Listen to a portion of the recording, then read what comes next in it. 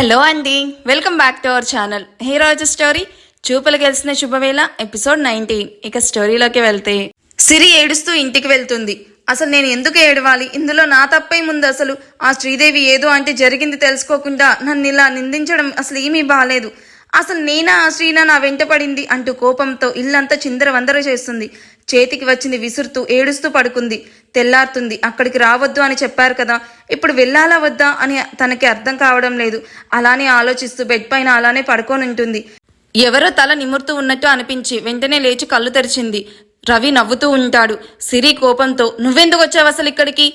రవి నవ్వుతూ ఇంట్లోకా లేక మనసులోకా? రవి ప్లీజ్ దయచేసి ఇక్కడి నుంచి వెళ్ళు. హో, ఆ శ్రీ వస్తే మాత్రం కూర్చోబెట్టి మర్యాద చేస్తావు, నేనొస్తే మాత్రం వెళ్ళిపో అంటున్నావేంటి? అయినా పైన దేవుడు ఒకడున్నాడు, అందుకే నిన్ను ఆ శ్రీ ఇంట్లో నుంచి బయటకు పంపించేశాడు. ఎందుకనుకుంటున్నావో తెలుసా?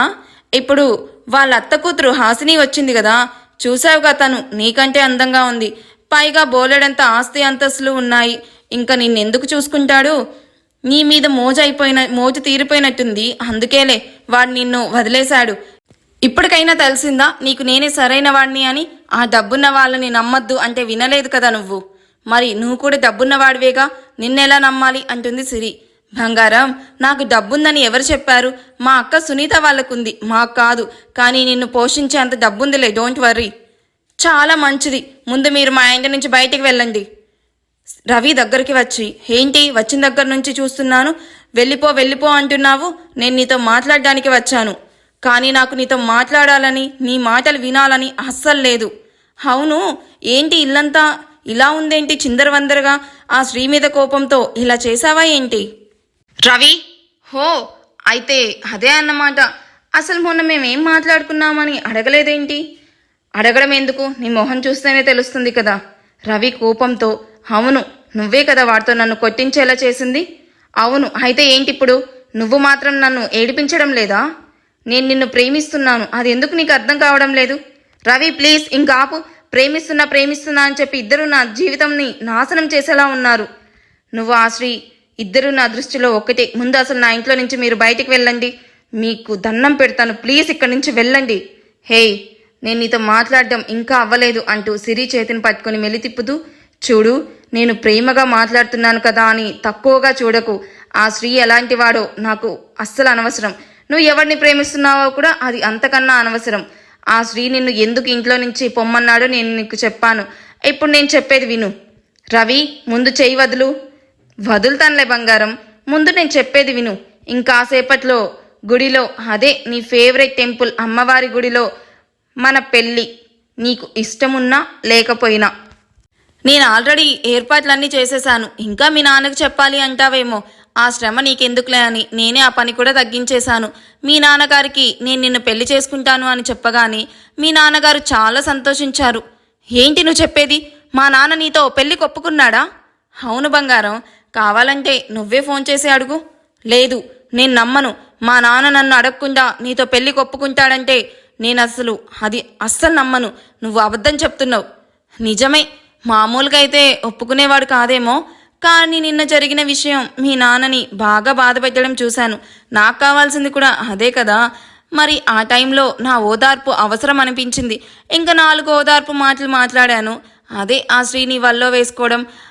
ఆ శ్రీదేవి ఇంకా హాసిని వాళ్ళు శ్రీ కలిసి సిరిని బయటకు నెట్టేయడానికి వేసిన ప్లాన్ చెప్పాను. ఆ శ్రీదేవి అసలు ఇంట్లో ఉండడం ఇష్టం లేదు. మీ సిరి ఈ రోజు కాకపోయినా మళ్ళీ ఏదో ఒక రోజు ఇంకొకటి ఏదో ఒకటి చెప్పి బయటకు గెట్టేస్తారు. ఆ శ్రీ అసలు మంచివాడే కాదు, ఎప్పుడు ఏదో ఒక అమ్మాయిని ఏడిపిస్తూనే ఉంటాడు. మీ సిరిని కూడా ఆ శ్రీ ఏడిపిస్తూనే ఉంటాడు. ఇప్పుడు వల్లో వేసుకుంది అన్నారు, రేపు ఇంకా ఏదో చేయబోయింది అని కూడా అంటారు. ముళ్ళు వెళ్ళి ఆకు మీద పడ్డా, ఆకు వెళ్ళి ముళ్ళు మీద పడ్డా ఏదైనా ఒకటే కదా. ఆ పెద్దవాళ్ళు ఏదైనా చేస్తారు. రేపు పెళ్లి కావాల్సిన పిల్ల మీ సిరి, తన జీవితం అన్యాయం అయిపోతుంది అని ఒక చిన్న నిష్ఠూర్పు విడిచాను. దాంతో మీ నాన్న చాలా కంగారు పడిపోయారు. అసలు ఈ ఊర్లోనే ఉండమంటూ మొదలుపెట్టారు.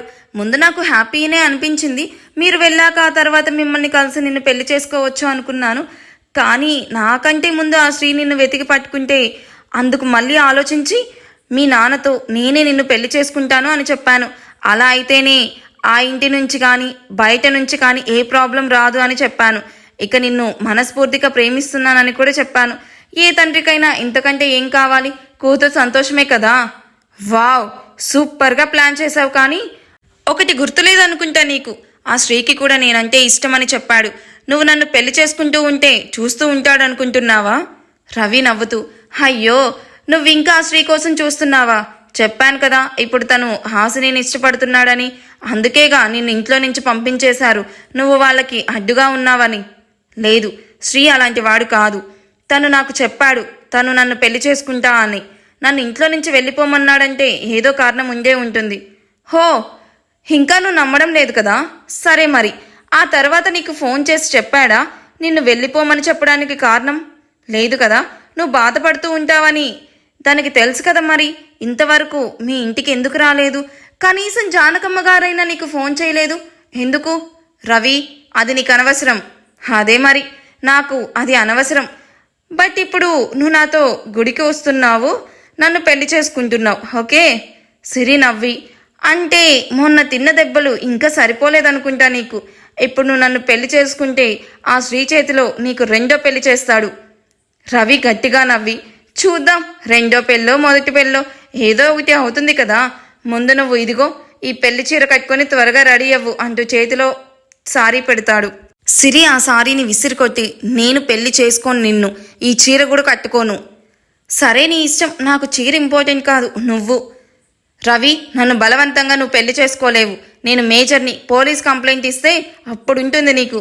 అబ్బో, అవునా? నువ్వు ఇలా ఆలోచిస్తావని నాకు తెలుసులే, కానీ అందుకే ముందే నా ప్లాన్లో నేనున్నాను. పద ముందు అంటూ అక్కడ మీ నాన్న మన కోసం ఎదురు చూస్తూ ఉన్నాడు. సిరికి ఆలోచించే టైం కూడా లేదు. ఏం చేయాలి ఇప్పుడు అని చెప్పి ఆలోచిస్తూ ఉంటుంది. నీకు వేరే ఛాన్స్ లేదు నాతో రావడం తప్ప, అర్థం చేసుకోవే. సరే, నువ్వు ముందు బయటకు వెళ్ళు. ఇంత చెప్పాక కూడా నీకు అర్థం కావడం లేదా?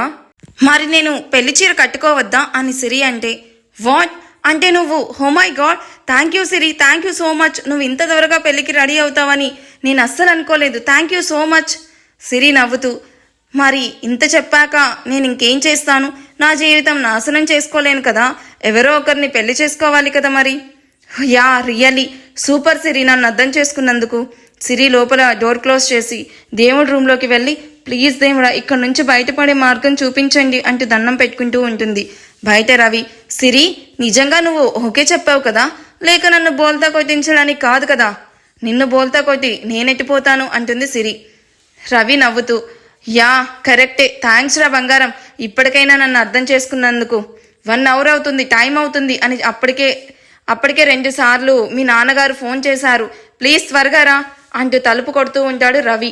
సిరి తలుపులు తెరవదు. లోపల నుండి ఏ సమాధానం కూడా రాదు. రవికి అనుమానం వచ్చింది. ఇంటికి వెనక నుండి తలుపు ఏమీ లేదు కదా అని చెప్పి వెనక్కి వెళ్ళి చూశాడు. తలుపు లేదు, కానీ పెద్ద కిటికీ ఉంది ఓపెన్ అయ్యి. రవి మొహం మాడిపోతుంది. సిరి అంటూ అరుస్తూ కిటికీ తలుపులు పగలగొట్టి లోపలికి వెళ్ళి అంతా చూస్తాడు. ఎక్కడా కనిపించలేదు. కోపంగా బయటకు వచ్చి కాలుతో నేలకు తన్నుతూ సిరి అని గట్టిగా అరుస్తూ బయటికి వస్తాడు. ఎక్కడికి వెళ్ళుంటుంది? ఆ ఇంటికి వెళ్ళలేదు. ఇంకా ఇక్కడ ఎవరు తెలుసు తనకి? సిరిని వెతుక్కుంటూ గుడికి వచ్చాడు. గుడిలో అటు ఇటు తిరుగుతూ కనిపిస్తాడు సిరి వాళ్ళ నాన్న. రవిని చూడగానే, బాబు, మా సిరి ఏది? అది ఒప్పుకుందా పెళ్ళికి? ఏంటో, నేను కూడా తనకి ఒక్క మాట కూడా దానికి చెప్పలేదు ఈ విషయం. నువ్వు వద్దు అన్నావని, దాంతో ఇంకా నేను ఈ విషయం చెప్పలేదు. నాకెందుకో చాలా కంగారుగా ఉంది. రవి విసుగ్గా ఉన్నాడు. మీ సిరి ఇంట్లో నుంచి పారిపోయిందంటే తనకు పెళ్ళి ఇష్టం లేదు అని తనకు తెలిసిపోతుందేమో కదా అని ఆలోచిస్తూ ఉంటాడు రవి. బాబు, నిన్నే, మా సిరి నీతో రాలేదా? లేదు, అది తనకి అప్పుడే పెళ్ళి ఇష్టం లేదు అని చెప్తుంది. మీరు ఒకసారి చెప్పి చూడండి అంకుల్. అవును, దానికి అప్పుడే పెళ్లి చేసుకోవడం ఇష్టం లేదు. ఆ విషయం ఎప్పుడో చెప్పింది నాకు. కానీ ఇప్పుడు పరిస్థితి ఇలా ఉంది కదా అంకుల్, ఒకసారి మీరు చెప్తారా? చెప్పి చూస్తారా ప్లీజ్? సిరికి ఏమంటుందో చూద్దాము. నిజమే, అసలు నేను ఈ విషయం ముందే చెప్పాల్సింది తనకి అంటూ ఫోన్ తీస్తాడు. సిరికి ఫోన్ చేస్తుంటే స్విచ్ ఆఫ్ అని వస్తుంది. అంకుల్, ఫోన్ ఆన్సర్ చేసిందా? లేదు బాబు, స్విచ్ ఆఫ్ అని వస్తుంది. మరి ముహూర్తంకి టైం అయిపోతుంది కదా. ఛా, ఎంత మోసం చేసింది! నమ్మించి నట్టేట్లో ముంచింది. ఎక్కడికి పోతావు? ఎటు వెళ్ళినా నువ్వు నన్నే పెళ్లి చేసుకుంటావు. ఆ శ్రీ నిన్ను కాపాడుతాడు అని అనుకుంటున్నావేమో, ఆ ఛాన్సే లేదు అంటూ నవ్వుకుంటూ ఉంటాడు. శ్రీ వాళ్ళ నాన్న, బాబు ఇప్పుడు ఎలా? సిరి ఇంకా రాలేదు కదా. అంకుల్ మీరేమీ కంగారు పడకండి, సాయంత్రం ఇంకో ముహూర్తం ఉంది అని ఇందాకే పంతులు గారు చెప్పారు. మీరు ఇంటికి అని అంటూ ఆగి, అమ్మో ఇంటికి వెళ్తే సిరి లేదు అన్న విషయం తెలిసిపోతుంది. అంకుల్ మీరు నాతో రాండి, మా ఇంటికి వెళ్దాం, లంచ్ టైం కూడా అవుతుంది కదా. రవి సిరి వాళ్ళ నాన్నని తీసుకొని తన రూమ్కి వెళ్ళి తన రూమ్లో ఉంచుతాడు. బయటికి వచ్చి శ్రీదేవికి ఫోన్ చేసి జరిగిందంతా చెప్తాడు. ఛీ, నువ్వు అసలు ఒక్క పని కూడా సరిగ్గా చెయ్యవు కదా అంటుంది శ్రీదేవి. ఎంత మంచి ప్లాన్, మొత్తం నాశనం చేసావు. ఇప్పుడు ఆ విషయం మా శ్రీకి తెలిస్తే అమ్మో నువ్వు ఫస్ట్ ఈ ఊరు నుంచి పారిపో, మా శ్రీ రాకముందే. రవి నవ్వుతూ, ఎందుకు ఓయ్ ఎందుకురా నవ్వుతున్నావు? వాడికి నీ సంగతి తెలిస్తే నీ పని అంతే ఇంకా. అబ్బో అంత లేదు అసలు. ఇప్పుడు మీ శ్రీ ఎక్కడున్నాడో తెలుసా? ఎక్కడ ఉండడం ఏమిటి, వాడు హాసినితో ఉన్నాడు కదా దీక్ష వాళ్ళ ఇంట్లో. నిన్న వెళ్ళాం కదా, ఈరోజు షాపింగ్కి వెళ్ళాలి అని అక్కడే ఉన్నాడు. రవి నవ్వుతూ, మీ తమ్ముడు శ్రీ హాసినితో లేడా? అది నీకెలా తెలుసు? రవి ఇంకా నవ్వుతూనే ఉంటాడు. హే ఎందుకురా నవ్వుతున్నావు? నీకు మా శ్రీ అక్కడ లేడు అన్న విషయం ఎలా తెలుసు? చెప్పమంటే ఎందుకు నవ్వుతూ ఉన్నావు?